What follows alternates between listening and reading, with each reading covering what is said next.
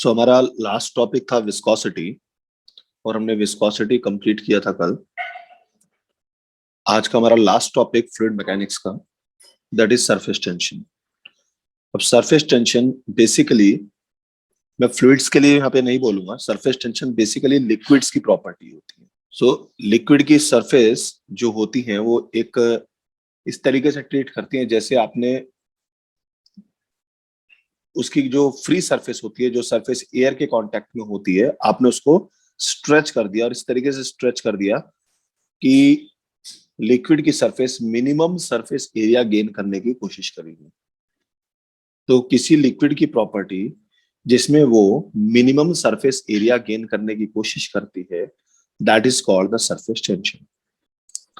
तो आप इसको ऐसे लिखेंगे, द प्रॉपर्टी सरफेस टेंशन। जैसे आपने देखा होगा कि ये हमारे पास एक कंटेनर है और उस कंटेनर में ये हमने कोई लिक्विड यहाँ पे फिल कर दिया, तो इसकी जो फ्री सरफेस है वो ये वाली है, ये है फ्री सरफेस, तो ऊपर की टॉप लेयर है, that is the free surface. इस सरफेस पे अगर मैं कोई इमेजिनरी लाइन एज्यूम करता हूं, सपोज ये एज्यूम कर लेता हूं, होती नहीं है, एज्यूम किया, तो ये इमेजिनरी लाइन पर फोर्स लगता है दोनों साइड में ताकि वो इसको स्ट्रेच करेगा इस तरीके से। इधर भी लगेगा फोर्स और इधर भी लगेगा।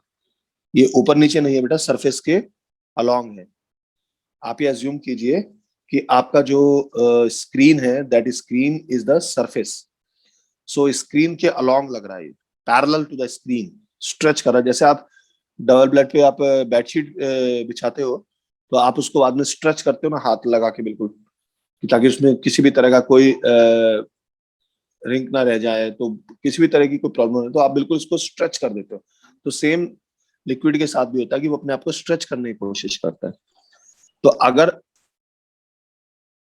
मैं इमेजिनरी लाइन किसी और डायरेक्शन में लूंगा तो उस डायरेक्शन के परपेंडिकुलर, मींस लिक्विड की सरफेस पर अगर मैं कोई भी लाइन एज्यूम करता हूं तो उस लाइन के परपेंडिकुलर दोनों साइड में फोर्स लगती है और इस तरीके से लगती है कि वो उसको स्ट्रेच करने की कोशिश करती है। क्लियर? तो जब वो उसे स्ट्रेच करने की कोशिश करती है तो सरफेस क्या करेगी? सरफेस चाहेगी कि मैं मिनिमम एरिया गेन करूं। तो this force acting per unit length is called surface tension. So force acting per unit length is called surface tension, denoted by T. Surface tension को T से denote करते हैं.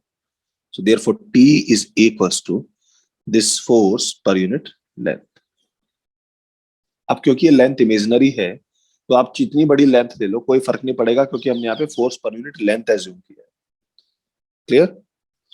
तो this is the mathematical expression for surface tension. तो अगर force per unit length निकाला तो आप यहाँ से इसकी यूनिट निकाल सकते हो, न्यूटन पर मीटर इसकी यूनिट हो जाएगी, और सीजीएस यूनिट अगर आप इसकी निकालेंगे तो वो हो जाएगी डाइन पर सेंटीमीटर, डाइन पर सेंटीमीटर।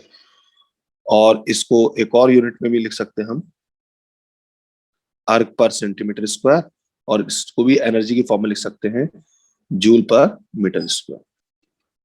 डायमेंशनल फॉर्मूला क्या हो जाएगा इसका, फोर्स पर यूनिट लेंथ का, that is mt - 2। This is the dimensional formula. अब ये सरफेस टेंशन कैसे काम करती है ये मैं आपको बता देता हूं। सरफेस टेंशन हमेशा जो कांटेक्ट होता है उसके टेंजेंशियल काम करती है, क्योंकि ये सरफेस टेंजेंशियल है, हमने लाइन जो है सरफेस पे एज्यूम करी है, तो ये टेंजेंशियली काम करती है। जैसे ये हमारे पास एक बीकर है, इस बीकर की ये एक सरफेस है और स्पीकर में हमने एक निडल रखी हुई है और निडल का ये हेड आपको दिखाई दे रहा है। अब आप देखिए यहाँ पे कि इस निडल का जो वेट होगा mg, वो डाउनवर्ड काम करेगा, और क्योंकि लिक्विड की जो सरफेस है उसकी वजह से यहां पर सरफेस टेंशन कांटेक्ट सरफेस पर काम करेगी, यानी टेंजेंशियल काम करेगी, वो इस तरीके से लगेगी। यहां पर ऐसे लगेगी, यहां पर ऐसे लगेगी। This is the surface tension. अब ये सरफेस टेंशन लिक्विड की सरफेस से कुछ एंगल थीटा बनाएगी, तो इस सरफेस टेंशन के दो कंपोनेंट हो जाएंगे। ये वाला कंपोनेंट हो जाएगा टी कॉस थीटा, और ये वाला कंपोनेंट हो जाएगा T sine theta. Same is here, this component is T cos theta and this component will be t sin theta. Clear? तो इसका मतलब ये हुआ, तो जो हमने ये एक्चुअली में फोर्स कैलकुलेट करी है, तो इस वजह से हम इसको एज्यूम कर सकते हैं। यहां पर देखिए, इसके वेट mg को बैलेंस कौन कर रहा है? mg को बैलेंस कर रहा है 2t। Actually this should be force, this is the force. This mg is equals to 2 force. अगर यहाँ पे फोर्स दिया है तो force is equals to surface tension into length of, this is 2t into sin theta. Force is t into L sin theta. अब यहां से ये आपके पास कंडीशन हो गई कि अब ये लिक्विड जो है, निडल जो है लिक्विड की सरफेस पर स्टेबल हो गई, फ्लोट करने लगेगी। This is the condition of floating. तो निडल इस वजह से फ्लोट करती है क्योंकि उसका वेट सरफेस टेंशन की वजह से बैलेंस होने लगता है। यहाँ पर L जो लेंगे वो क्या होगा बेटा? Length of the needle. Okay, तो इस तरीके, ये प्रॉब्लम आईआईटी में आ चुकी है एक बार ना, जेई के एग्जाम में आ चुकी थी प्रॉब्लम, इसलिए मैंने इसका आपको फ्री बॉडी डायग्राम बना के दिखाया कि किस तरीके से निडल फ्लोट करती है। तो आपका कभी भी एक्सपेरिमेंट करना चाहो तो आप एक्सपेरिमेंट कर सकते हो, और ये आपकी जो निडल होती है वो फ्लोट कर जाएगी लिक्विड सरफेस के ऊपर। अब सरफेस टेंशन आती क्यों है, रीजन क्या है इसके पीछे? देखिए, सरफेस टेंशन के पीछे जो एक्चुअल कॉज है, that is the intermolecular force. और इंटरमॉलिक्यूलर फोर्स तो आप लोग जानते होंगे क्या होता है। Actual cause is intermolecular force. क्या होता है बेटा इंटरमॉलिक्यूलर फोर्स? बताएगा कोई आप में से? Yes, the force between the molecule which help us to bind them, it is known as intermolecular force of attraction. So what kind of nature intermolecular force है? Gravitational, electromagnetic, nuclear, what kind of force is it? Basically the nature of intermolecular force is electromagnetic.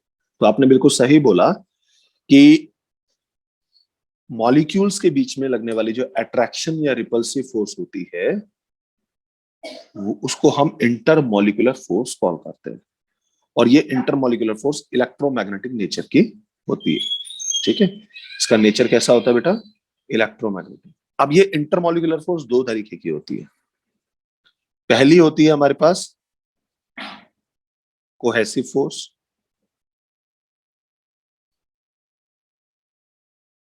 और दूसरी होती है हमारे पास adhesive force. अब ये बताएंगे मुझे कोहेसिव और एडहेसिव क्या होती है? सब पढ़ चुके आप, फेविकोल के डब्बे पे लिखा हुआ रहता है स्ट्रॉन्ग एडहेसिव। तो बताएंगे कोहेसिव और एडहेसिव क्या होता है? किसी भी मॉलिक्यूल के, फॉर एग्जांपल आपके पास वाटर है, वाटर के मॉलिक्यूल्स के बीच में लगने वाली फोर्स कोहेसिव फोर्स होती है। सेम मटेरियल के मॉलिक्यूल्स के बीच में लगने वाली फोर्स कोहेसिव फोर्स। जैसे वाटर मॉलिक्यूल्स के बीच में लगने वाली फोर्स कोहेसिव फोर्स, और मरकरी मॉलिक्यूल्स के बीच में लगने वाली force cohesive force. Different materials के मॉलिक्यूल्स के बीच में लगने वाली फोर्स एडहेसिव फोर्स।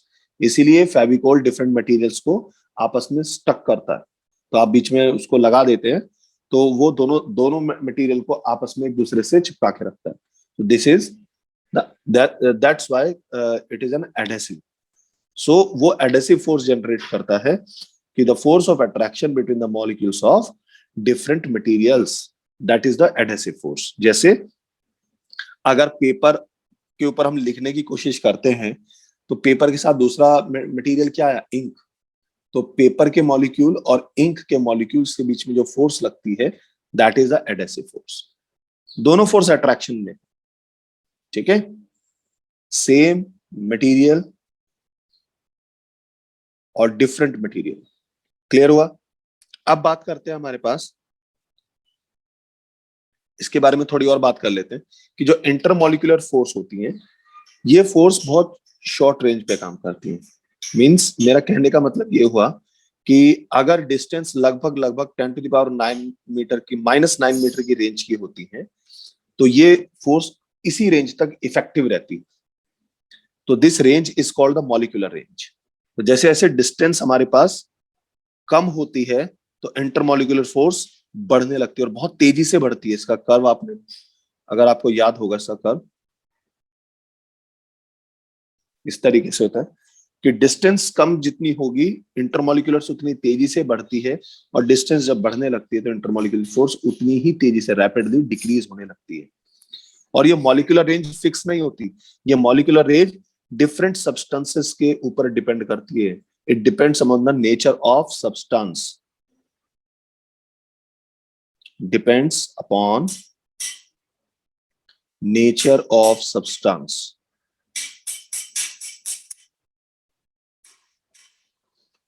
क्लियर हुआ? Next point, inverse square law को फॉलो नहीं करती ये वाली फोर्स। जबकि आपने देखा होगा ग्रेविटेशनल फोर्स जो होती है वो भी अट्रैक्टिव नेचर की होती है, लेकिन ग्रेविटेशनल फोर्स और इंटरमॉलिक्यूलर फोर्स के बीच में एक और डिफरेंस ये है कि intermolecular forces are not followed by inverse square law, while the gravitational forces are followed by inverse square law। तो अब ये कैसे काम करती है मैं आपको एक एग्जांपल बताऊं। जैसे वाटर और ग्लास का एक केस ले लेते हैं, ठीक है। वाटर और ग्लास के केस में क्या होता है कि वाटर ग्लास के सरफेस को कंप्लीटली वेट कर देता है, लेकिन मरकरी जो होता है वो ग्लास सरफेस को वेट नहीं कर पाता। रीजन क्या है हमारे पास? क्योंकि जब वाटर ग्लास के कांटेक्ट में आता है तो जो एडेसिव फोर्स लगती है वाटर और ग्लास मॉलिक्यूल्स के बीच में वो स्ट्रांग होती है as compare to the cohesive force between the water molecules. तो वाटर के मॉलिक्यूल्स आपस में अपने आप को बांध के रखना चाहेंगे, लेकिन वाटर और ग्लास के बीच में लगने वाली जो एडेसिव फोर्स है तो उस वजह से जो वाटर के मॉलिक्यूल्स हैं वो ग्लास के साथ स्टक रहना चाहेंगे। क्योंकि वो फोर्स स्ट्रांग है तो जो हमारे पास नेट इफेक्टिव फोर्स है वो वाटर ग्लास की तरफ मूव कर जाएगी। इसी वजह से वाटर जो है वो ग्लास के सरफेस के साथ स्टक हो जाता है और वो उसकी सरफेस को वेट कर देता है। लेकिन अगर मरकरी की बात करते हैं, मरकरी के मॉलिक्यूल्स जो होते हैं उनके बीच में जो कोहेसिव फोर्स लगते हैं that is stronger than the adhesive force between mercury and the glass molecule. That's why mercury is not able to wet the glass. ऐसे ही एक और एग्जांपल ले लेते हैं, वाटर और ऑयल का केस। तो वाटर मॉलिक्यूल्स के बीच में कोहेसिव फोर्स जो होती है वो कम होती है as compare to oil water surface. और ऑयल के मॉलिक्यूल्स के बीच में जो, मैंने क्या बोला, सॉरी, जो ऑयल के कोहेसिव फोर्स होती है, ऑयल के मॉलिक्यूल्स के बीच में कोहेसिव फोर्स होती है वो सबसे कम होती है। ऑयल और वाटर के बीच में जो एडेसिव फोर्स होती है वो स्ट्रांग होती है, और वाटर के मॉलिक्यूल्स के बीच में जो एडेसिव कोहेसिव फोर्स होती है वो सबसे स्ट्रांग होती है। तो क्या होता है, जब आप किसी ऑयल के ऊपर पानी को डाल देते हैं तो क्या होता है, वो सर्कुलर स्ट्रक्चर बना लेता है, राउंड राउंड शेप बना लेता है, ग्लोबल बना लेता है, ठीक है ना। क्यों? क्योंकि वाटर के मॉलिक्यूल्स के बीच में जो कोहेसिव फोर्स है that is stronger than the adhesive force between water and the glass, water and the oil molecules. So वो एडेसिव फोर्स वहां पे इफेक्टिव नहीं है, वहां पे कोहेसिव फोर्स इफेक्टिव है। अगर आप पानी के ऊपर ऑयल को ड्रॉप कर देते हैं तो ऑयल जो होता है वाटर के ऊपर स्प्रेड हो जाता है, फैल जाता है। क्यों फैल जाता है? क्योंकि वाटर मॉलिक्यूल्स के बीच में जो कोहेसिव फोर्स है, या मैं कहूं ऑयल के मॉलिक्यूल्स के बीच में जो कोहेसिव फोर्स है that is small as compare to the adhesive force between water and glass oil. तो वाटर जो होता है उसको स्प्रेड करने की कोशिश करता है, जबकि ऑयल के मॉलिक्यूल्स उसको कॉन्ट्रैक्ट करने की कोशिश करते हैं, लेकिन जो स्ट्रांग है वो जीतेगा, टग ऑफ वॉर, वो जीत जाता है।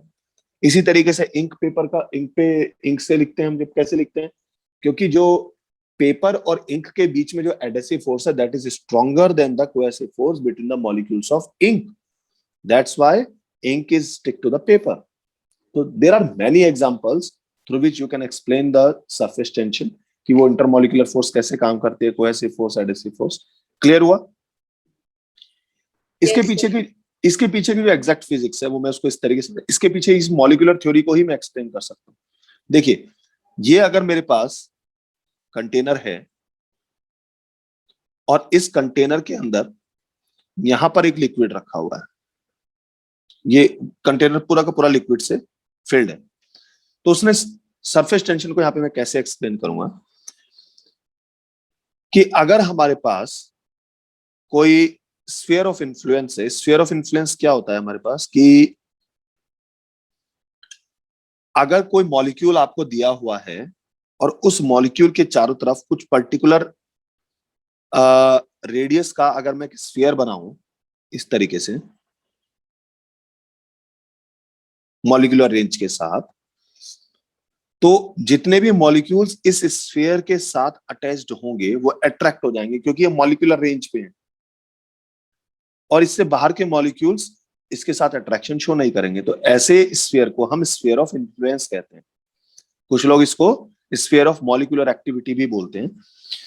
अब एक बात बताओ मुझे, अगर ये स्फीयर पानी के अंदर है, बिल्कुल लिक्विड के अंदर है, तो इस पर जो फोर्स लगेगी वो इसके नियर बाय जितने भी मॉलिक्यूल्स होंगे वो सब इसको एक दूसरे की तरफ अट्रैक्ट करेंगे.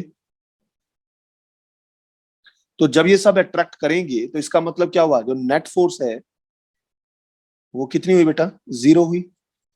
और अगर नेट फोर्स जीरो हुई तो यहां पर हमारे पास रिजल्टेंट इफेक्ट क्या है, जीरो है. तो यहां पर रिजल्टेंट कोहेसिव फोर्स का अमाउंट जीरो हो गया. सो मॉलिक्यूल्स चारों तरफ जितने भी पॉसिबल डायरेक्शंस हैं वहां पर इक्वली अट्रैक्ट हो रहा है. दूसरी चीज, अगर कोई मॉलिक्यूल सरफेस के जस्ट बिलो है, जो ये हमारे पास फ्री सरफेस है, this is the free surface, जो सरफेस एयर के कांटेक्ट में है that is called the free surface. जो मॉलिक्यूल जस्ट हमारे पास इसके बिलो है, तो उस मॉलिक्यूल पे केस में क्या होगा बेटा, उस मॉलिक्यूल के केस में आप ये देखो कि जो रिजल्टेंट कोहेसिव फोर्स होगी वो अभी भी जीरो ही होगी क्योंकि यहां पर ये एक फोर्स है, अभी भी रिजल्टेंट फोर्स जीरो है. लेकिन जो मॉलिक्यूल सरफेस पर हैं उनके केस में देखो बेटा क्या होगा, जो फोर्स होगी वो सिर्फ अंदर वाले मॉलिक्यूल ही तो लेके आएंगे क्योंकि बाहर तो कोई मॉलिक्यूल है ही नहीं जो उसके बीच में अट्रैक्शन लगा सके. तो जो रिजल्टेंट फोर्स है वो कहां काम कर रही है, डाउनवर्ड काम कर रही है. बात समझ में आया? Yes, sir. ठीक है. तो क्या होता है कि यहाँ ये जो यहाँ पे सरफेस, ये वाली सरफेस को इधर खींचेगी, ये वाली सरफेस इधर खींचेगी, तो लिक्विड ड्रॉप जो होगा वो रहेगा तो सरफेस पे ही, लेकिन क्या होगा यहाँ पर स्ट्रेचिंग हो जाएगी इसमें. सो ये क्या करेगी, मिनिमम सरफेस एरिया गेन करने की कोशिश करेगी. So this is the cause behind the surface tension. तो जैसे अब सरफेस टेंशन के एग्जांपल्स में अगर आपको एक्सप्लेन करूं कि आपने देखा होगा कि बचपन में हम लोग एक गेम खेलते थे कि सोप सॉल्यूशन बनाते थे और एक सर्कुलर रिंग बनाते थे और उसमें फिर एयर ब्लो करते थे तो क्या होता था, बबल्स बनते थे, सोप बबल्स बनते थे. बनाए हैं कभी? Yes, sir. तो जो सोप बबल्स बनते हैं वो कैसे बनते हैं, स्क्वायर बनते हैं या रेक्टेंगुलर बनते हैं, किस शेप के बनते हैं? Sir, circle. Spherical. Circle is a 2 dimension, sphere is a 3 dimension. तो जितने भी ऑब्जेक्ट बनते हैं 3 डायमेंशन में होते हैं, तो वो स्फेरिकल बबल बनते हैं. स्फेरिकल बबल क्यों बनते हैं, क्योंकि मैथमेटिक्स में हम पढ़ते हैं कि जो मिनिमम एरिया होता है वो किसका होता है, स्फेयर का होता है. और सरफेस टेंशन क्या प्रॉपर्टी है, सरफेस टेंशन किसी भी लिक्विड की वो प्रॉपर्टी है जिसमें उसकी जो फ्री सरफेस होती है वो मिनिमम एरिया गेन करने की कोशिश करती है. And minimum area is available for sphere, that's why these drops are spherical in nature. Water drop जब आती है हमारे पास रेन के टाइम तो वो भी कैसी होती है, स्फेरिकल नेचर की होती है. लेकिन बिकॉज ऑफ द ग्रेविटी वो थोड़ी सी हमारे पास ड्रॉपलेट शेप जो होती है वो चेंज हो जाती है, वो ऊपर से थोड़ी शार्प हो जाती है, नीचे से थोड़ी बल्ज हो जाती है. So this is also an example of surface tension.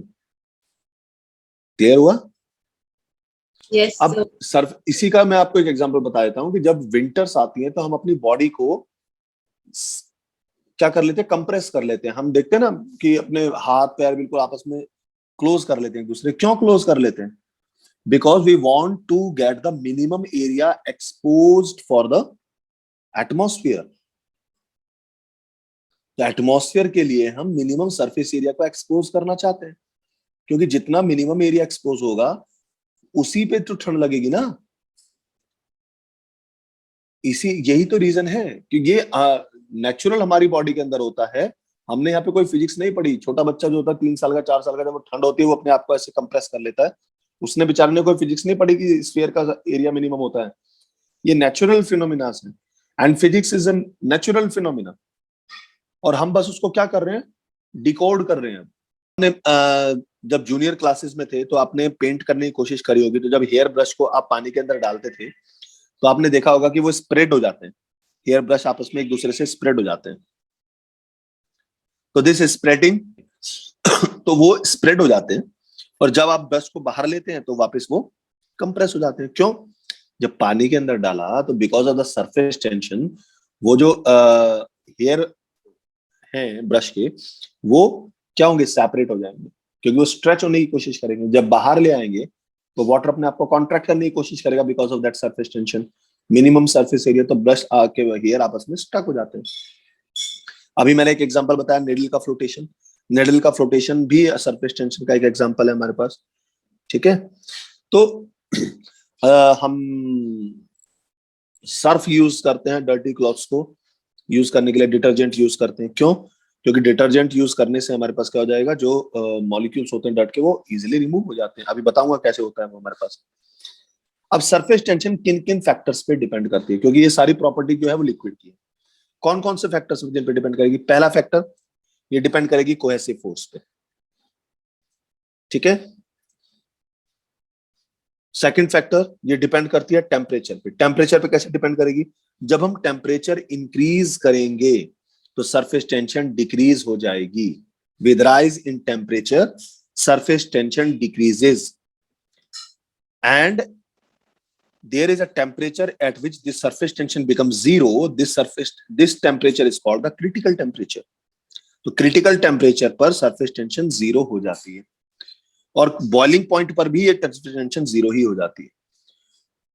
एक केस करा देता हूं. वाटर की जो सरफेस टेंशन होती है वो 4 डिग्री सेल्सियस पर मैक्सिमम होती है. Maximum surface tension for water. ये 4 डिग्री सेल्सियस का जो केस आता है वो क्यों आता है, वो जब थर्मोडायनेमिक्स पढ़ाऊंगा वहां पे क्लियर करेंगे इसको. ठीक है. इसके अलावा कंटामिनेशन पे क्या फर्क पड़ता है कि अगर आपने डस्ट पार्टिकल या कोई लुब्रिकेंट मटेरियल हमारे पास लिक्विड की सरफेस पे यूज किया तो क्या होगा, सरफेस टेंशन डिक्रीज हो जाती है. तो हमें सरफेस टेंशन बढ़ानी होती है तभी तो डस्ट पार्टिकल या लुब्रिकेंट हाथ से हटेगा. हमारे हाथ गंदे हो गए लुब्रिकेशन में तो हम सर्फ यूज कर लेते हैं, साबुन यूज करते हैं. That increases the surface tension because they reduces the surface tension. तो सरफेस टेंशन रिड्यूस कर देंगे तो वो स्टक हो जाएंगे, तो उनको हटाना बहुत जरूरी है. तो एक ऐसा मटेरियल यूज करना है जिसके लिए उनके बीच में एडहेसिव फोर्स स्ट्रांग हो जाए, मेरे हाथ के और लुब्रिकेंट के बीच में, तो इजिली हमारे साथ वो मूव हो जाएगा. सो अगर मैं किसी भी तरह का इंप्योरिटी उसमें ऐड कर देता हूँ, किसी भी तरह का कंटामिनेशन उसमें ला देता हूँ, तो उस वजह से सरफेस टेंशन डिक्रीज हो जाती है. क्लियर? चलिए अब बात करते हैं हम नेक्स्ट टॉपिक की, that is surface energy.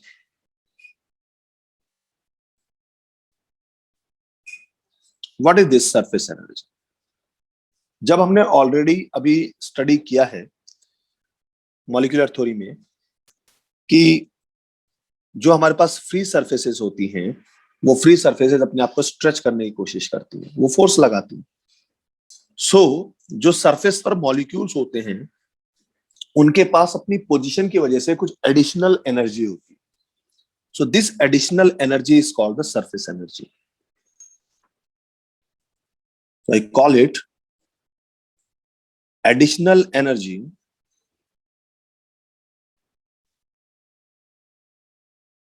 due to the position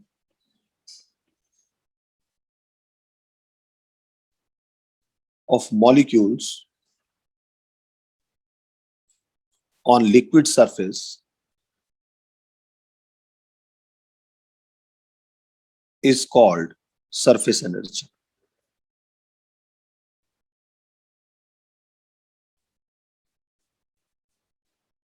Clear? The additional energy due to the position of molecules on the liquid surface is called surface energy. अब कैसे कैलकुलेट करते हैं इसको मैं बताता हूं. सपोज आपके पास एक वायर है, ठीक है. आपने इस वायर को एक सोप सॉल्यूशन के अंदर डिप किया. जब डिप करके बाहर निकालेंगे तो आप देखोगे इसके ऊपर एक फिल्म बन जाएगी, लिक्विड की एक लेयर सी बन जाती है. कभी ट्राई करके देखना इसको. अब अगर यहाँ पे मेरे पास एक वायर और है और ये वायर ए बी इस तरीके से है कि ये वायर इस दूसरे यू शेप्ड वायर के ऊपर मूव करने के लिए एप्लीकेबल है, ये इधर भी जा सकता है, ये इधर भी आ सकता है. तो एक बात बताओ बेटा, जब इस पे सरफेस फिल्म बनी तो सरफेस टेंशन की वजह से ये मिनिमम सरफेस एरिया गेन करने की कोशिश करेगा. तो यहां पर हमारे पास एक फोर्स लगेगी. वो फोर्स क्या करेगी, इस वायर को अपनी तरफ स्ट्रेच करने की कोशिश करेगी. अब यहां पर जो फोर्स लगेगी वो फोर्स कितनी होगी हमारे पास? This force is T into length of this wire. ये वाली लेंथ जो लेंगे हम. लेकिन एक बात बताओ, हमारे पास कितनी फ्री सरफेसेस बनती हैं फिल्म में? देखो, ये अगर इस फिल्म को देखता हूं तो ऊपर की जो सरफेस है जो हमें दिखाई दे रही है ये भी एयर के कांटेक्ट में है, और इसके नीचे की सरफेस वो भी एयर के कांटेक्ट में. तो there are two surfaces, so we have to multiply it by 2. Surface tension में बस ये ध्यान रखना है, the total number of surfaces which are in contact with air वो हमें काउंट करनी है. अगर एक सरफेस है तो एक ही काउंट करेंगे. फॉर एग्जांपल अगर मैं ड्रॉप की बात करता हूँ, वाटर ड्रॉप. वाटर ड्रॉप क्या होती है? सॉलिड होती है. तो वो बाहर से एयर के कांटेक्ट में, लेकिन अंदर उसके अंदर कंप्लीटली वाटर है. तो कितनी फ्री सरफेसेस हुई? 1. तो आप फोर्स निकालने के लिए टी इंटू एल करेंगे बस. लेकिन अगर सोप बबल की बात करता हूं तो जो बबल होते हैं उसमें बाहर भी एयर होती है और अंदर भी एयर होती है. तो देयर आर 2 फ्री सरफेसेस, इसलिए वहां पर ट्वाइस करते हैं. क्लियर हुआ पॉइंट? तो ये जो फोर्स है हमारे पास, ये फोर्स इसको क्या करेगी? वायर को ऊपर की तरफ स्ट्रेच करने की कोशिश करेगी. मान लीजिए ये वायर यहां से अब इतना स्ट्रेच होने की कैपेसिटी रखता है, और ये जो स्ट्रेचिंग डिस्टेंस है वो कितनी हुई? कंप्रेसिंग डिस्टेंस जो है दैट इज dx. तो मैं क्या करूंगा, इस वायर को क्या करूंगा, मैं एडिशनल फोर्स लगा के वायर को उसकी नेचुरल पोजीशन में लाने की कोशिश करूंगा. तो मुझे इस फोर्स के रेस्पेक्ट में वर्क करना पड़ेगा, and that work is stored in form of energy. सो जो एक्सटर्नल फोर्स हमने लगाई, वो एक्सटर्नल फोर्स जो इसको बैलेंस कर रही है इस पोजीशन ए बी पर, that is 2TL. And this force is doing some work. कितना वर्क किया? तो dW is equals to force into displacement. तो ये कितना हो जाएगा हमारे पास? 2TL dx. बात समझ में आया बेटा? Yes, sir. अब एक बात बताओ, जो इसको मैं ऐसे लिख सकता हूं 2L इंटू dx. अब ये 2L इंटू dx क्या है बेटा? ये सरफेस एरिया ही तो है. आप इसको, अगर मैं L लेता हूं बेटा, इसको ऐसे कर लेते हैं 2TL into dx, length into dx. तो ये इतने हिस्से का सरफेस एरिया ही तो हुआ. Area length into breadth. तो इसको मैं क्या लिख सकता हूं? 2T into dA. क्लियर? तो हमारे पास ये जो वर्क होता है ये एनर्जी की फॉर्म में स्टोर हो जाएगा. So I call it du. So therefore surface tension is equals to how much? du upon twice of dA. आप इसको सरफेस टेंशन को सरफेस एनर्जी की फॉर्म में भी निकाल सकते हो. This du is called surface energy.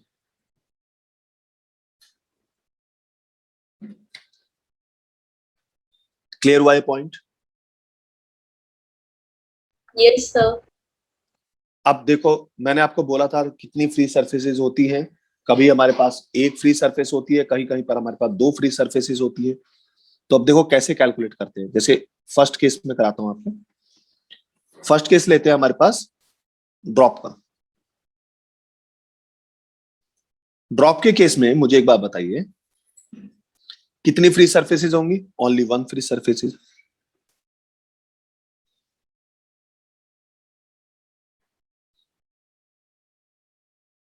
तो इस केस में जो वर्क डन होगा किसी ड्रॉप को बनाने में, वो कितना होगा? सो therefore work done in formation of water drop, in formation of drop, तो कितना हो जाएगा बेटा? कितना वर्क करना पड़ेगा? That is surface tension into change in area. तो सरफेस टेंशन इनटू एरिया कितना होता है सरफेस का? 4 pi r square, where r is the radius and this work is stored in form of energy. तो मैं इसको सरफेस एनर्जी भी call कर सकता हूं। तो वाटर ड्रॉप के केस में हमारे पास ये हो जाएगा। अगर मुझे एक सोप बबल बनाना है तो उस केस में हमारे पास क्या करना पड़ेगा? देखो, सेकंड केस कराता हूं आपको। सोप बबल, सोप बबल के पास कितने फ्री सरफेसेस होते हैं? दो होते हैं। So this work done will be equals to t into delta a. Clear? और जो हमारे पास कितने होते हैं? हमारे पास दो होते हैं, तो ये हो जाएगा 2 × T × 4 पाई आर स्क्वायर। सो इस केस में जो W होगा वो 8 पाई आर स्क्वायर टी हो जाएगा। क्लियर? अगर किसी छोटे बबल को हमें ब्लो करके बड़ा बबल बनाना है, सपोज अभी उसका रेडियस R1 है, आपने उसको ब्लो करके दूसरा रेडियस R2 बनाया, तब क्या होगा? ये सब न्यूमेरिकल आएंगे एग्जाम में आपके पास।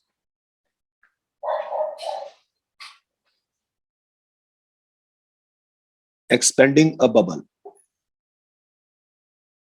फ्रॉम R1 टू R2, तो ये जो होगा हमारे पास सरफेस एरिया में जो चेंज हुआ उसी को लेना है, क्योंकि T into delta A. Work done will be equal to T into delta ए।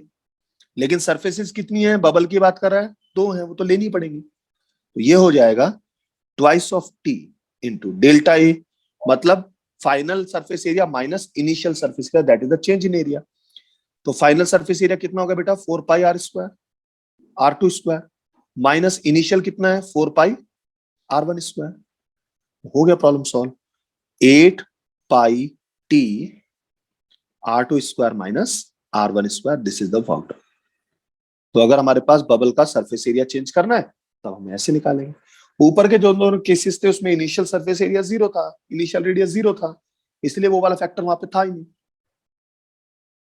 इसी में एक और केस आता है कि अगर आपके पास एक बिग बबल है या बिग ड्रॉप है, आपने उसको छोटी छोटी ड्रॉप्स में स्प्लिट कर दिया, तो उस केस में हमारे पास वर्क डन कितना हो? देखिए, ये इंपॉर्टेंट केस है।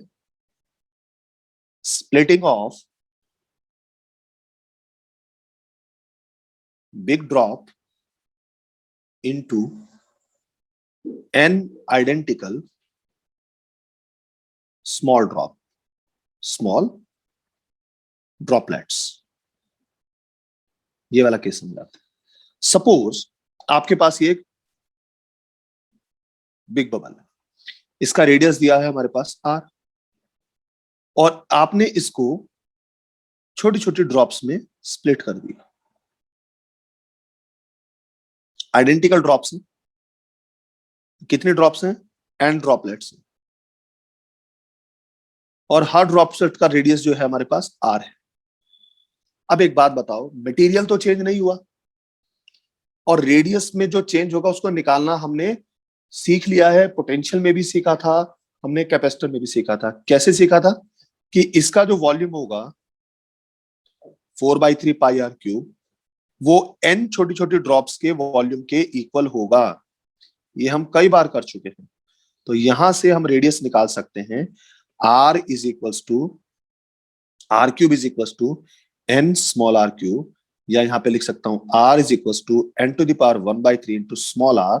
तो छोटी ड्रॉप का रेडियस आ गया मेरे पास, that is r upon n to the power 1/3। एक चीज तो हमारे पास ये आई है, ये हम कर चुके हैं पहले। अब बताओ इनिशियल सरफेस एरिया किसका था, इसका। तो इनिशियल सरफेस एरिया था हमारे पास 4πr²। अब जो फाइनल सरफेस एरिया होगा वो कितना हो जाएगा, एक ड्रॉप का सरफेस एरिया हो जाएगा 4π×r²। और ऐसी कितनी ड्रॉप्स हैं, n। तो फाइनल सरफेस एरिया इतना हो जाएगा। तो this is the change in surface area. तो इनिशियल, तो वर्क डन कितना हो जाएगा। सो देयरफॉर मैं निकाल सकता हूं डेल्टा ए। डेल्टा ए कितना हो जाएगा, final minus initial, n into 4πr² minus 4πr²। तो यहां से आप इसको निकाल लीजिए। तो 4π बाहर आ जाएगा, n इंटू r² की वैल्यू लिख दीजिए, r² upon n to the power 2/3 minus r²। यहां से आप 4πr² बाहर आ गया, तो n upon n to the power 2/3 that is equal to n to the power 1/3 minus 1। This is the delta a. Clear हुआ, change in area आ गया। अब क्योंकि हमारे पास सिर्फ एक ही फ्री सरफेस अवेलेबल है, तो आप इसको कैसे सॉल्व करेंगे। So therefore work done that is equal to t into delta A. तो 4π/r² n to the power 1/3 minus 1। This is your work done. अब यहां पे हमने सरफेस एरिया निकालना शुरू कर दिया। अब यहां पे हम कुछ और बता, surface tension is a scalar quantity, कोई डायरेक्शन नहीं होती इसकी। Always act tangentially due to cohesive force. एक रेक्टेंगुलर फ्रेम दिया हुआ है इस तरीके से,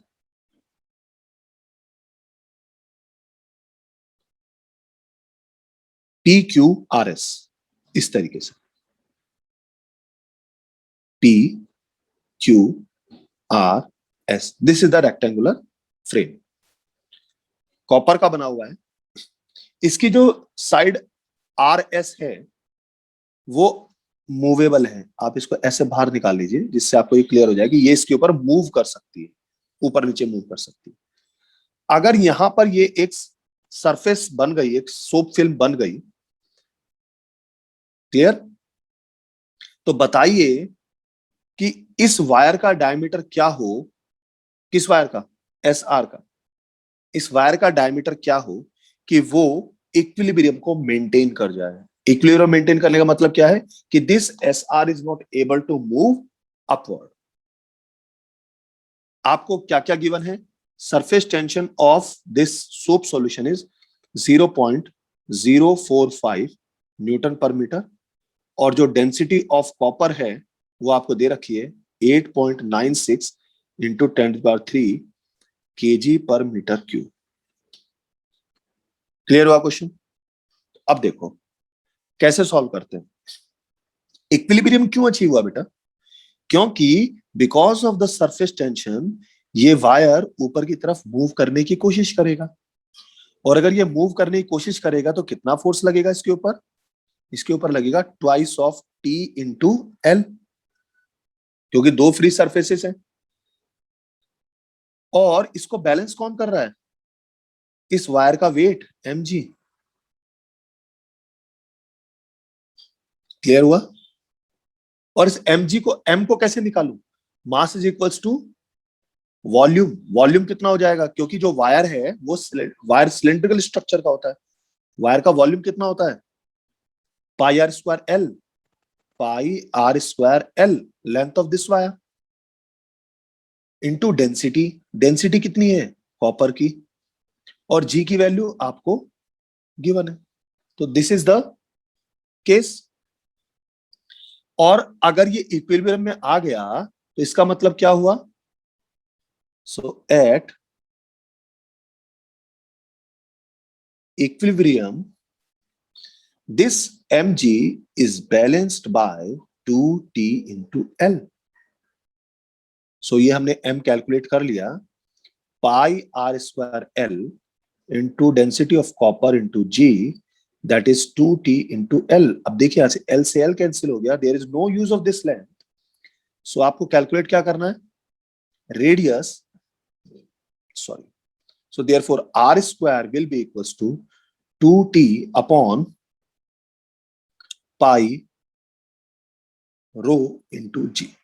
अब आपको ये वैल्यू पुट करनी है और इसको सॉल्व कर देना। तो आर निकालना है, तो आर निकालने के लिए आप इसको स्क्वायर रूट कर दीजिए। तो इनकी वैल्यू पुट कर देते हैं। 2, टी की वैल्यू 0.045 आपको दिया है, पाई की वैल्यू होती है 3.14, डेंसिटी ऑफ कॉपर दे रखी है उसने 8.96 इंटू 10⁻3, जी की वैल्यू होती है 9.8। जब आप इसको सॉल्व करोगे तो सॉल्व करने के लिए ये वैल्यू आएगी उसके बाद 0.75 मिलीमीटर। लेकिन क्वेश्चन में उसने क्या पूछा? We have to calculate the diameter. So therefore diameter is equals to twice of radius. So ये हो जाएगा 2 इंटू 0.57, दैट इज 1.14 मिलीमीटर। तो इतने डायमीटर का अगर मैंने कॉपर वायर रखा, ये वाला एस आर, तो उस केस में ये वायर ऊपर की तरफ मूव नहीं करेगा। तो जितना सरफेस टेंशन की वजह से ये फोर्स अंदर की तरफ जाएगा, उतना इसका वेट mg बैलेंस कर लेगा। क्लियर हुआ बेटा? Yes sir. एक क्वेश्चन और करते हैं। एक वाटर ड्रॉप है 1 mm रेडियस की, उसको स्प्लिट कर दिया 10⁶ ड्रॉपलेट्स में।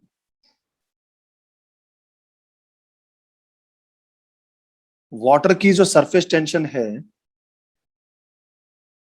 वो दी है उसने 72 डाइन पर सेंटीमीटर। कैलकुलेट करना है कि energy spent in this process. 1 mm की एक वाटर ड्रॉप को 10⁶ आइडेंटिकल ड्रॉपलेट्स में स्प्लिट करने में कितना एनर्जी यूज होगा? क्लियर हुआ बेटा? करके बताओ फटाफट, इसका आंसर निकालो। दो तरीके हैं देखिए इसको सॉल्व करने के। अगर आपको फॉर्मूला पता है, आवाज आ रही है मेरी? Yes sir. Yes sir.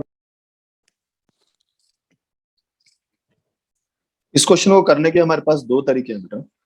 अगर आपको फॉर्मूला पता है तो आप सीधा सीधा निकाल सकते हैं। Work done is equal to, देखो हमने ऊपर अभी तो निकाला बेटा, ये 4 pi T r square,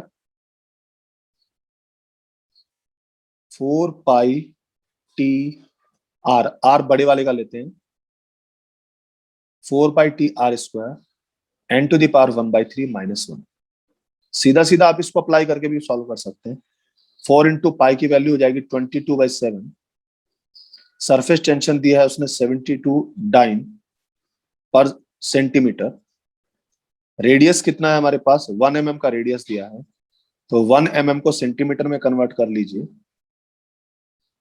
1/10 to the whole square. N की वैल्यू दिया है 10⁶ टू द पावर 1/3 -1। तो आप सब सीधा इसको सॉल्व करेंगे, ये हो जाएगा हमारे पास 88/7 इंटू 72 इंटू 10⁻⁻²। ये हो जाएगा 10⁻6 इंटू 3, दैट इज 10⁻², 100 - 1। तो जब इसको मल्टीप्लाई करेंगे तो ये बन जाएगा 88/7 इंटू 72 इंटू 1 - 1/100। इसको सॉल्व कर लीजिए, आपके पास जो आंसर आएगा वो रिजल्ट हो गया। क्लियर? दूसरा तरीका, क्योंकि जनरली ये याद नहीं रहेगा,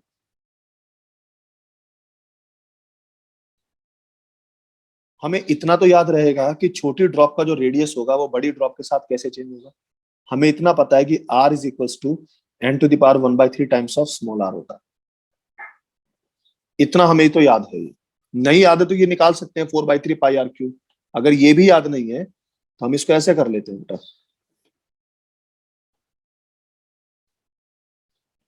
अगर हमें ये भी याद नहीं है कि रेडियस में क्या चेंज हो रहा है तो हम क्या करते हैं, बिग ड्रॉप का radius 4/3 pi r cube, big drop का volume that is equal to n times of 4/3 pi into small r cube, छोटे ड्रॉप का।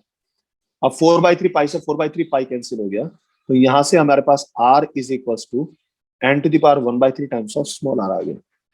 तो चेंज इन सरफेस एरिया आप निकाल सकते हो, तो 4 pi r square, 4 pi r square कितनी ड्रॉप है into n minus 4 pi r square. Method याद रखो हमारे पास, चेंज इन सरफेस एरिया, तो ये हो जाएगा 4 पाई आर स्क्वायर n⁻⁴ 1/3 -1 आ जाएगा। तो therefore work done is equal to t into delta A. बस हो गया प्रॉब्लम सॉल्व। ये वाली वैल्यू रख के आप इसको सॉल्व कर दीजिए। तो दोनों मेथड आपके पास अवेलेबल है। बेटर है कि आप इसको यूज करें, क्योंकि फॉर्मूले इतने सारे हो जाएंगे, जब आप एग्जाम में बैठोगे आप कंफ्यूज हो जाओगे। और अगर आपने वहां n⁻⁴ -1 को 1 - n⁻⁴ कर दिया तो आपका तो 5 नंबर का नुकसान हो जाएगा नीट में। Next topic is excess pressure.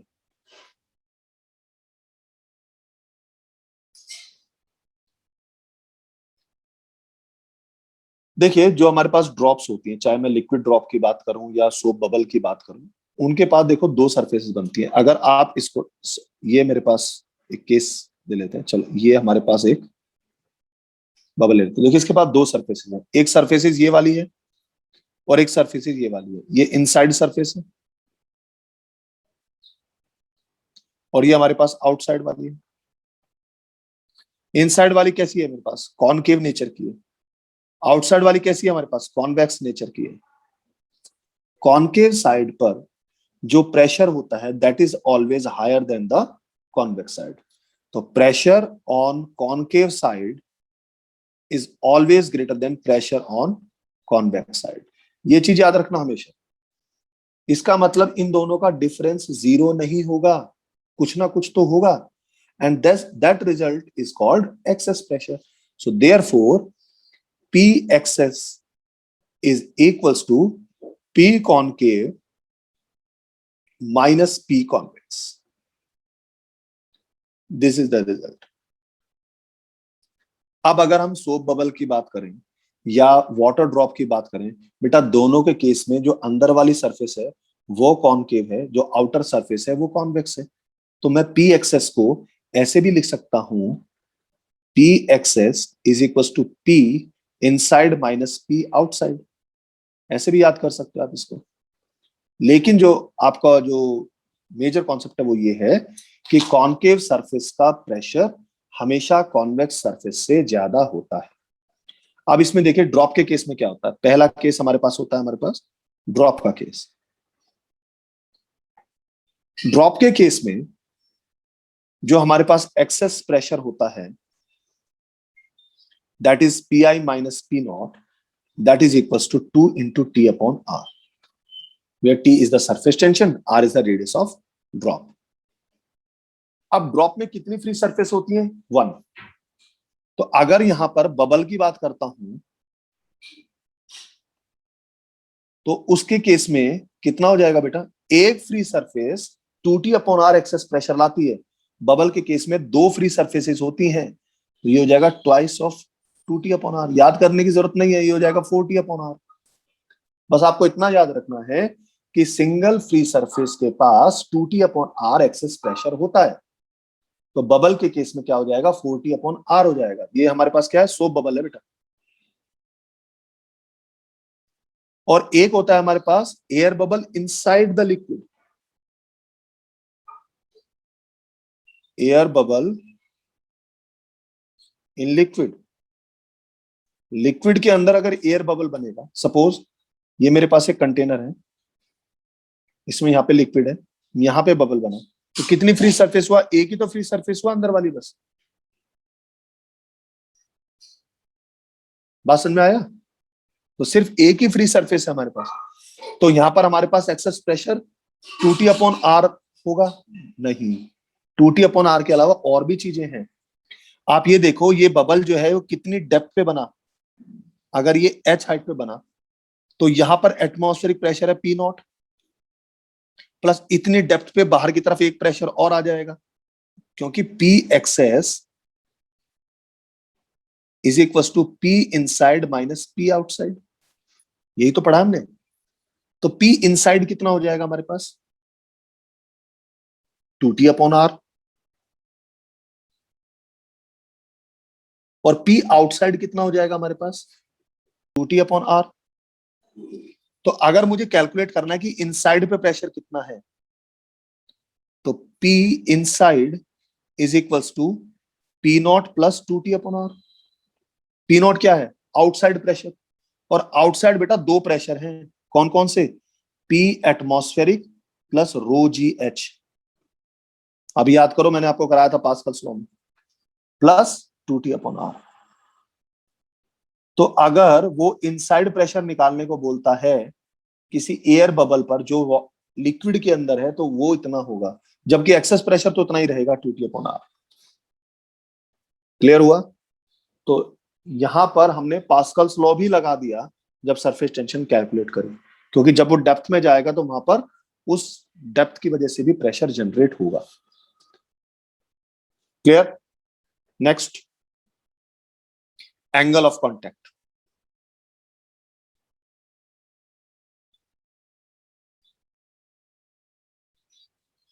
Angle of contact क्या होता है, जब हमारे पास कोई लिक्विड सरफेस किसी सॉलिड सरफेस के साथ कांटेक्ट में आती है, तो जो उनका कांटेक्ट रीजन होता है, उस कांटेक्ट रीजन में लिक्विड सरफेस कर्व्ड हो जाती है।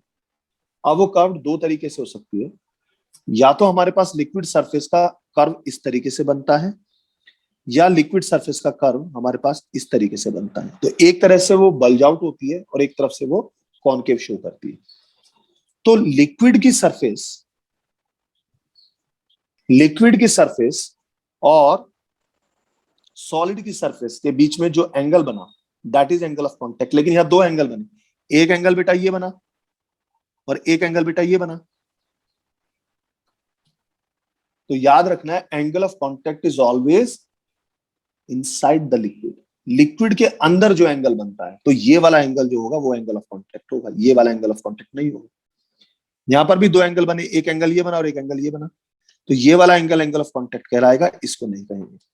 सो the angle between a tangent on the liquid surface and the solid surface inside the liquid is called angle of contact, and this angle of contact may be obtuse angle or it may be acute angle, depending upon the nature of two surfaces which are in contact।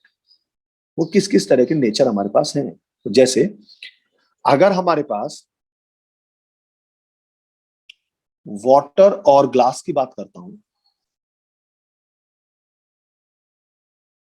तो water और glass के case में क्या होता है, जो हमारे पास angle बनता है वो एक्यूट एंगल बनता है। जितनी भी सरफेसेस लिक्विड को वेट कर देती है, वो सब एक्यूट सरफेस बनाती है। जितनी भी सरफेसेस जितने भी लिक्विड सरफेस को वेट कर देते हैं, वो एक्यूट सरफेस बनाते हैं। जितने भी लिक्विड सरफेस को वेट नहीं कर पाते, वो ऑब्ट्यूज एंगल बनाते हैं, ठीक है, या फिर 90 डिग्री का एंगल बना सकते हैं। जैसे अगर मैं मरकरी और ग्लास की बात करता हूं, तो मरकरी कभी ग्लास को वेट नहीं कर पाता, तो यहाँ पे ऑब्ट्यूज एंगल बनता है। बात समझ में आया? Yes, sir. ठीक है। जो होता है वो ग्लास सरफेस को वेट कर देता है, तो इसलिए वो हमेशा एक्यूट एंगल ऑफ कांटेक्ट बनाते हैं। मरकरी जो होता है वो ग्लास सरफेस को वेट नहीं कर पाता, तो इसलिए हमेशा वो ऑब्ट्यूज एंगल बनाता है। अगर मैं सिल्वर और वाटर का केस लेता हूं, तो उस केस में जो एंगल ऑफ कांटेक्ट होता है वो 90 डिग्री होता है। 90 डिग्री का मतलब क्या हुआ कि ये सरफेस हुआ, लिक्विड जो होगा वो इस तरीके से होता है, यानी यहां पर जो टेंजेंट होगी वो इस तरीके से एंगल 90 डिग्री बनाती है। तो लिक्विड जो होगा वो सरफेस को वेट तो नहीं करेगा, लेकिन इस केस में हमेशा 90 डिग्री का एंगल बनाता है। तो तीन तरह के केसेस बने, एक्यूट एंगल, ऑब्ट्यूस एंगल और 90 डिग्री एंगल। एक्यूट एंगल में वो सरफेस को वेट करता है, ऑब्ट्यूस एंगल या 90 डिग्री के केस के अंदर वो सरफेस को वेट नहीं कर पाता। दूसरा, जब वो वेट करता है तो उस केस में हमारे पास मेनिस्कस की शेप कॉनकेव बनती है। मेनिस्कस मतलब क्या बोल रहा हूं मैं आपको, सपोज ये हमारे पास एक ट्यूब है, इस ट्यूब में लिक्विड राइज करता है और अगर वो सरफेस को वेट करता है तो ये मेनिस्कस की शेप हमारे पास कॉनकेव नेचर की होती है। और अगर ये वेट नहीं कर पाता बेटा तो मेनिस्कस की शेप हमारे पास कॉनकेव हो जाती है, कॉन्वेक्स हो जाती है। और अगर हमारे पास सिल्वर वाटर वाला केस है जिसमें 90 डिग्री का एंगल बनता है तो उसमें मेनिस्कस की शेप प्लेन होती है। तो यहां पर हमारे पास थीटा की वैल्यू क्या है, लेस देन 90 डिग्री है। यहां पर थीटा की वैल्यू क्या है, ग्रेटर देन 90 डिग्री है। और यहां पर थीटा जो है वो 90 डिग्री के इक्वल है। तो तीनों केस के अंदर मैंने किसी कैपिलरी ट्यूब के अंदर जो लिक्विड का राइज है उसको समझाया कि किस तरह की वो स्ट्रक्चर लेके आती है। क्लियर। दूसरा, यहां पे लिक्विड क्या होगा, राइज करेगा। लिक्विड राइज करेगा कैपिलरी ट्यूब में। यहां पे लिक्विड राइज नहीं करेगा, लिक्विड फॉल करेगा,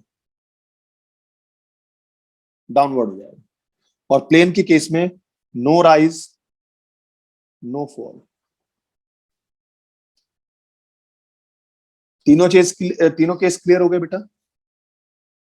Yes, sir. कैपिलरी ट्यूब होती क्या है,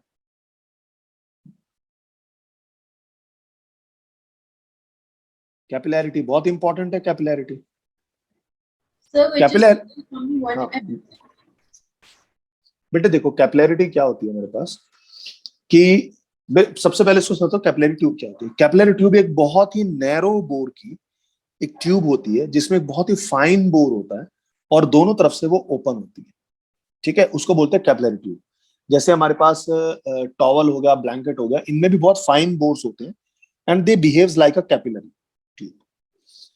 तो जब किसी कैपिलरी ट्यूब को हम किसी लिक्विड के अंदर डिप करते हैं तो उसमें लिक्विड या तो राइज करेगा या लिक्विड लोअर करेगा। तो this property due to which this rises up or lowers down, this is called the capillarity। ठीक है, जैसे हम लोग जब लैंप वगैरह जब हम जलाते हैं, इलेक्ट्रिक लैंप की बात नहीं कर रहा हूँ, जो पहले केरोसिन ऑयल के लैंप होते थे, या आप लोग घर में जब दिए जलाते हैं तो उसमें हम एक कॉटन यूज करते हैं। तो कॉटन क्यों यूज करते हैं, कॉटन के अंदर फाइन बोर्स होते हैं। So this fine bores behaves like a capillary tube. और जो ऑयल होता है वो उसमें धीरे धीरे राइज करता रहता है और वो बर्न होता रहता है। सो जो हमारे पास लाइटनिंग है that is because of capillarity. ठीक है, जो हमारे पास पहले फाउंटेन पेन यूज होते थे इंक वाले, जिसमें हम एक निब होती थी आगे, उस निब में आपने देखा होगा कट लगा हुआ होता। वो कट क्यों लगा हुआ होता था, क्योंकि वो कैपिलरी की तरह ट्रीट करता था। तो उसमें से इंक आती रहती थी और वो पेपर पे लिखती चली जाती थी। जो हम टॉवल यूज करते हैं वो हमारी स्वेटिंग है या उन चीजों को रब करने के काम क्यों आता है, क्यों, क्योंकि उसके अंदर फाइन बोर्स होते हैं, they behaves like a capillary tube. तो जब हम उसको अपनी बॉडी से टच करते हैं तो जो हमारी बॉडी पे वाटर होता है वो उसमें राइज अप हो जाता है कैपिलैरिटी एक्शन की वजह से। तो हमारी बॉडी जो होती है ड्राई हो जाती है। अब सपोज ये मेरे पास एक बीकर है, इस बीकर में ये एक कैपिलरी ट्यूब है। इस कैपिलरी ट्यूब का रेडियस है हमारे पास दिया हुआ। ठीक है, और मैं मान के चलता हूं ये वाटर है, तो ये ऑब्वियस सी बात है कि ये इस तरह का बिहेवियर दिखाएगी, एक्यूट एंगल बनेंगे यहाँ पे और लिक्विड का लेवल राइज हो जाएगा। मान लीजिए लिक्विड जो है वो कुछ हाइट तक राइज कर जाता है। कितनी हाइट तक राइज कर जाता है, एच हाइट तक राइज कर जाता है। तो हमें कैलकुलेट करना है कि कितनी हाइट तक राइज करेगा। तो मैं यहां पर इसका डेरिवेशन नहीं करा रहा हूं बेटा, सीधा हाइट का एक्सप्रेशन निकालता हूं। So the height up to which liquid rises in the capillary tube is 2t cos theta upon r rho g, where r is the radius of capillary tube। Rho is the density of liquid और T is the surface tension of liquid, theta is the angle of contact, theta is angle of contact, r is radius of capillary tube, t is surface tension of liquid, rho is density of liquid. Clear हुआ बेटा? अब अगर हमारे पास suppose ये liquid इस capillary tube में 10 centimetre की height तक जाता है और कैपिलरी ट्यूब की जो हाइट है वो सिर्फ 5 सेंटीमीटर है, तो बताओ क्या होगा? इसका मतलब लिक्विड जो होगा वो ओवरफ्लो हो जाएगा, वो एक फाउंटेन की तरह ट्रीट करने लगेगा? नो, कभी नहीं करेगा ऐसे। अगर कैपिलरी ट्यूब की हाइट लिक्विड राइज से कम है तो लिक्विड जो होगा कैपिलरी ट्यूब में कैपिलरी ट्यूब की हाइट तक ही राइज कर जाएगा। This is called Jurin's law.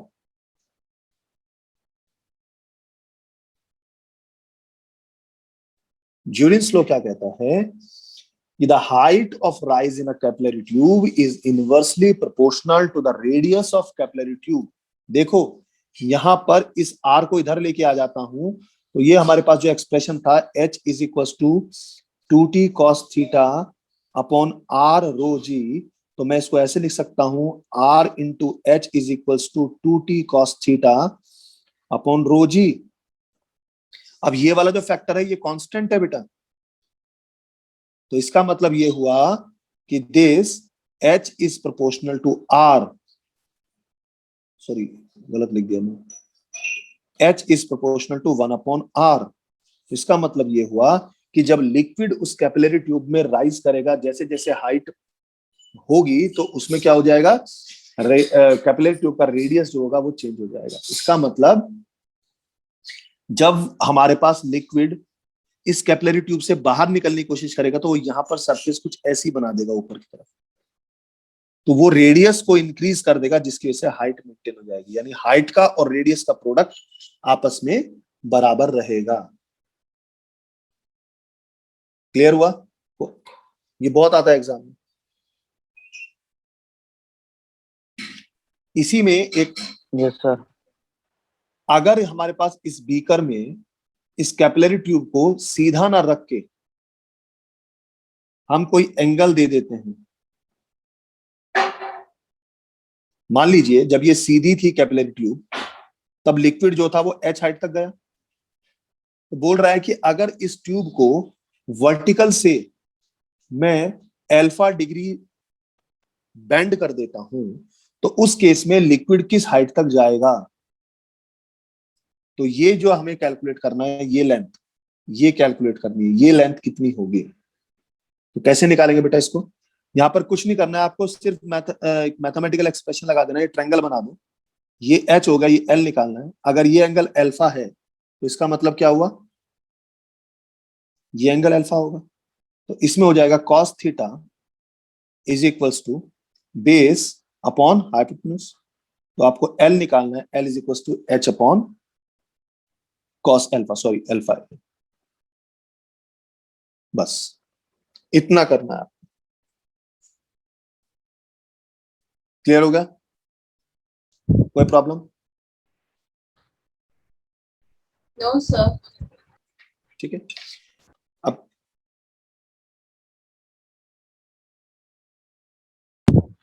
एक क्वेश्चन करते हैं। हमारे पास 2 बबल्स, एक का रेडियस है हमारे पास r1, दूसरा बबल है जिसका रेडियस है r2, और दोनों को एक दूसरे के कांटेक्ट में लेके आए।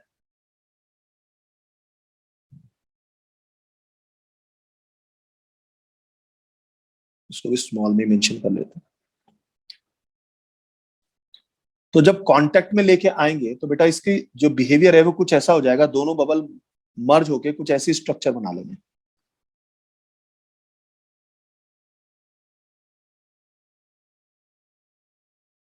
इस तरह, और ये जो हमारे पास सरफेस होगी ये इस तरीके की सरफेस बन जाएगी। तो वो पूछ रहा है कि बताइए कि जो कॉमन सरफेस बनी है, ये जो कॉमन सरफेस बनी है, इस कॉमन सरफेस का रेडियस कितना होगा। अगर इसका रेडियस हमारे पास ये r बनता है तो पूछ रहा है कि ये रेडियस कितना होगा।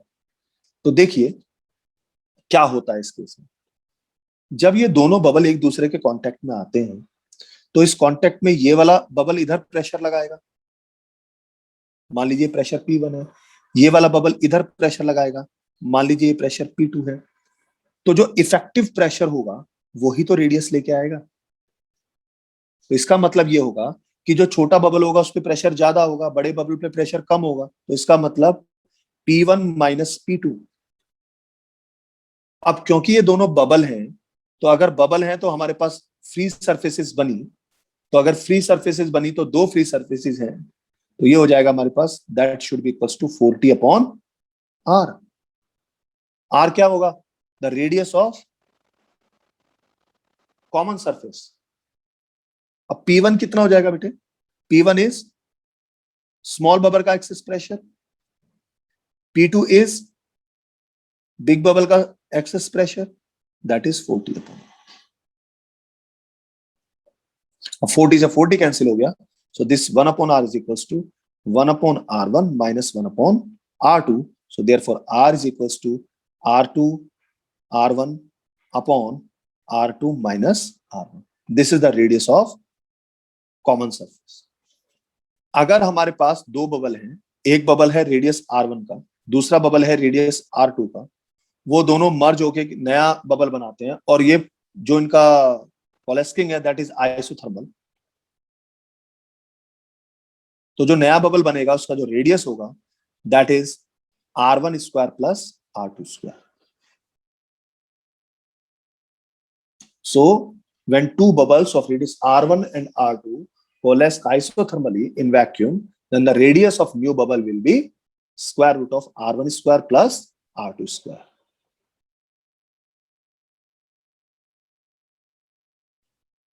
क्यों होता है ऐसा, बता सकते हो? क्योंकि ये पूरा प्रोसेस जो है वो आइसोथर्मल हुआ है। तो इसका मतलब क्या हुआ, P1V1 plus P2V2 should be equals to PV। पहले बबल के लिए, दूसरे बबल के लिए, और जो नया बबल बना, तीनों के लिए कौन सा लो है, बॉयल्स लो जो होगा वो सेटिस्फाई हो जाएगा। तो प्रेशर कितना हो जाएगा इधर का, देखो 40 अपॉन r1, वॉल्यूम कितना हो जाएगा 4/3 पाई r1 क्यूब, दूसरे के लिए हो जाएगा 40 अपॉन r2, और इसका वॉल्यूम हो जाएगा 4/3 pi r2 cube, is equal to तीसरे का हो जाएगा हमारे पास जो नया बबल बनेगा 4/3 पाई r क्यूब, सॉरी 4/3 पाई r, और इसका जो हमारे पास वॉल्यूम हो जाएगा 4/3 पाई r क्यूब। तो देखो 4t तीनों में कॉमन है तो ये हट जाएंगे, 4/3 पाई भी हट जाएगा, और r1 से जब ये पावर हटाएंगे तो ये बन जाएगा हमारे पास r1 square plus r2 square that is equals to r square. So therefore r is equals to square root of r1 square plus r2 square.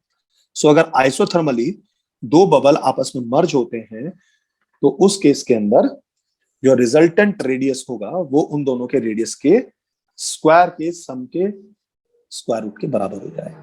Clear?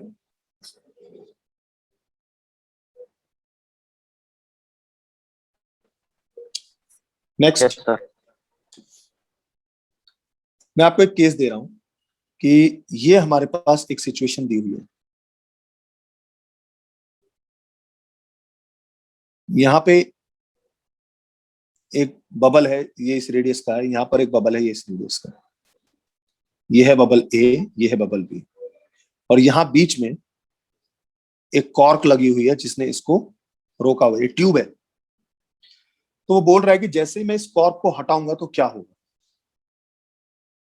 देखो कॉर्क को हटाने से क्या होगा, एयर का फ्लो होना शुरू होगा एक साइड से दूसरी साइड तक। अब वो ए से बी की तरफ भी हो सकता है, बी से ए की तरफ भी हो सकता है, लेकिन कैसे होगा वो मैं बताता हूं, क्योंकि हमने ऑलरेडी अभी पढ़ा है कि जो प्रेशर होगा इस ए पर वो ग्रेटर होगा प्रेशर एट बी। बात समझ में आया? Yes, sir. तो क्या होगा, तो इसका मतलब जो होगा, एयर जो होगी वो ब्लो करेगी हमारे पास,